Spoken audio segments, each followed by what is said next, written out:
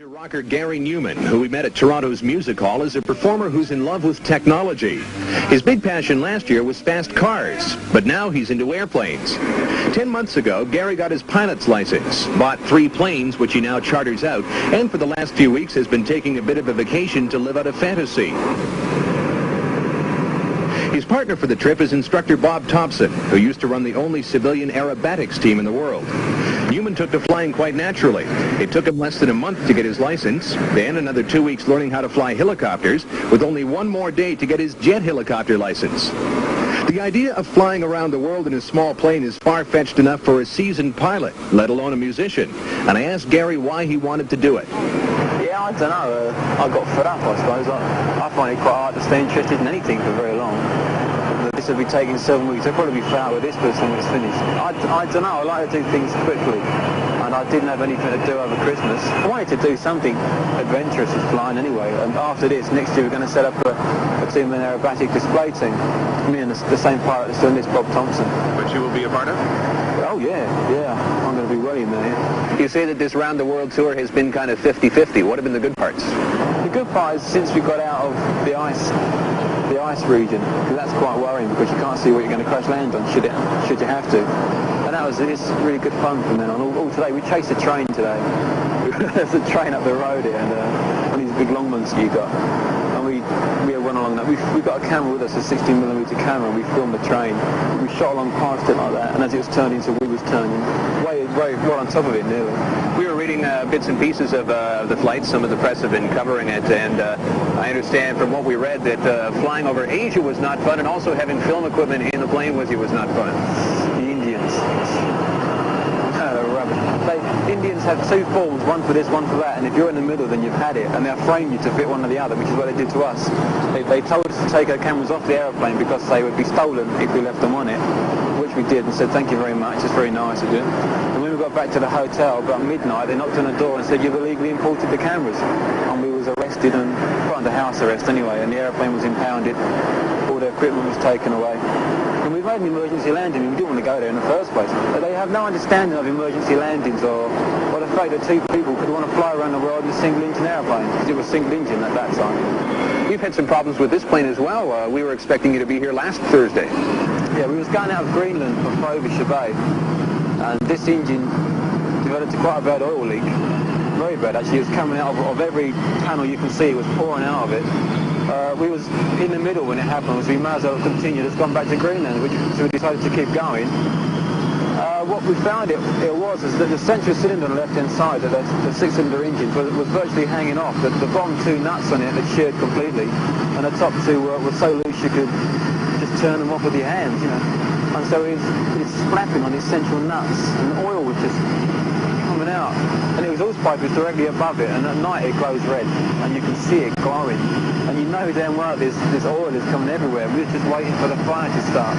But it never, and we got there okay. What were the thoughts that were running through your mind? Oh my God, it's all over now? No, surprisingly enough, you remain quite calm in a situation, because you seem to accept the fact there's nothing you can do about it, and it hangs on that one engine. If it had full fire, we was in trouble. We was watching the temperatures of the engine gauges quite carefully, and if it looked like it was going to do something drastic, then we would have just shut the engine down and gone the rest of the way on the other one. Aside from the technical and diplomatic problems he's encountered, this trip has been quite profitable for Gary Numan. Not only from an adventurous standpoint, but also because it coincides with the North American release of his new LP, Dance. And at some of the places he stopped, Gary's been doing a day's worth of press for the album.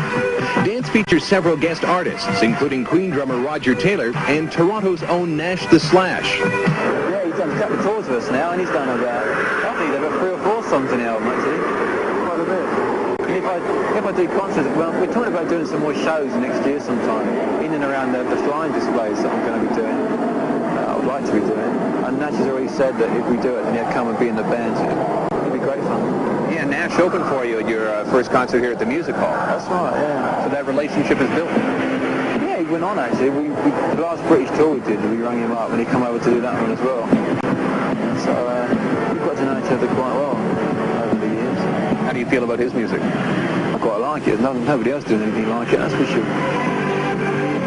his new album, Dance, Gary Numan says it's an attempt to show the critics that people can dance to his music and don't have to see him as the straight-faced, humorless performer. And that become like a stock-in-trade thing. I become known for it. I didn't intend it to happen that way. I didn't smile because I was supposed to be something and they didn't smile.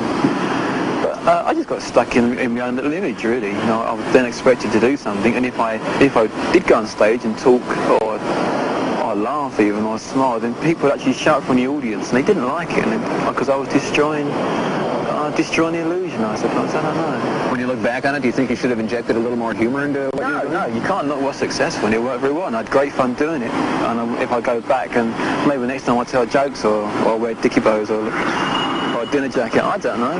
You know, I do whatever I like. You say that you're a person who very quickly becomes bored of things. Last time we talked to you, you were bored of touring. You were planning on settling down. What's next? I wanted to do videos, although in England now that's out of the question because the big uns have moved in. The big boys have gone in, and it's virtually impossible to do anything in video now because the finance isn't there. And these other people, these other companies are running the loss of video from the profits in work and other things. And it's big people like EMI and Warner Brothers, those type of people are doing it. So I'm afraid for the time being video's been put on the shelf. And it's back really to flying. But this is I started up this company. I bought a small restaurant. So I'm doing a few things outside music. I'm trying to keep music as a hobby, really, an enjoyable hobby. It became very much a job when I was touring. And now I think if I go back to touring and do it again, I can approach it in a completely different way. I seem to have a reputation for being sort of quite depressive, but which I'm not really at all. I'm very happy. As far as I'm concerned, anybody who flies planes is not depressed. I don't really know why that started. Maybe it's because I never used to smile, and a lot of people wrote about how depressed I am, but I'm really not. The things I write about, I don't really care about, and even if they're gloomy or whatever, it doesn't bother me. I just write about them because it's fun to write about them. It's easy to write about something bad than something good. Very easy. It's like bad news is good news. I think it's probably easy enough to make you smile. Cruising 10,000 feet, unlimited visibility, sunshine over Nassau in the Bahamas. What I really like, what I really want to do, it would be, but I prefer being near the ground because there's so much. I want to get a pit specials and do this aerobatic display team. Me and Bob, who's doing this trip as well. I want to start a two-man aerobatic display team and tour it in the summer and do music tours in the winter maybe, to go along with it. And that way I can keep busy and doing all the things that I like. And both of them are very exciting. And fly upside down off a runway at 10 feet is quite exciting in an open cockpit biplane. And I really fancy that. Okay, we'll make you smile then. 90 knots, pull into a vertical climb, hammerhead stall, and the pit special wing over. Yep, I'm back down to the floor again. Now you're smiling. Yeah, I really want to do that. Yeah, that's the next thing, I think. I've got to do another album in the meantime. I'll do another album, and then I'll do my aerobatic display team.